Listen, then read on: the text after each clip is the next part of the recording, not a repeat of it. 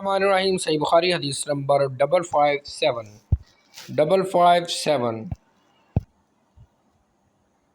حدیث صحیح بخاری حدیث نمبر 557 حضرت عبداللہ بن عمر رضی اللہ تعالی عنہما سے روایت ہے،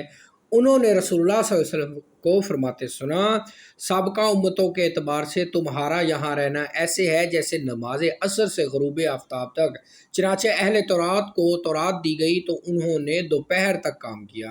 وہ تھک گئے تو انہیں ایک قرات دے دیا گیا، پھر اہل انجیل کو انجیل دی گئی تو انہوں نے نماز عصر تک کام کیا، وہ تھک گئے، انہیں بھی ایک ایک قرات دے دیا گیا، اس کے بعد ہم لوگوں کو قرآن دیا گیا تو ہم نے غروب آفتاب تک کام کیا، اس پر ہمیں دو دو قرات دیے گئے۔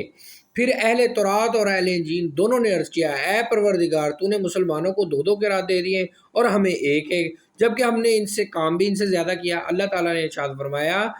کیا میں نے مزدوری دینے میں تم پر کوئی زیادتی کی؟ انہوں نے عرض کیا نہیں، تو اللہ تعالیٰ نے فرمایا، یہ تو میرا فضل ہے، جسے چاہتا ہوں دیتا ہوں۔ سبحان اللہ، اللہ کا فضل جس کو چاہے مل جائے۔ حدیث نمبر 557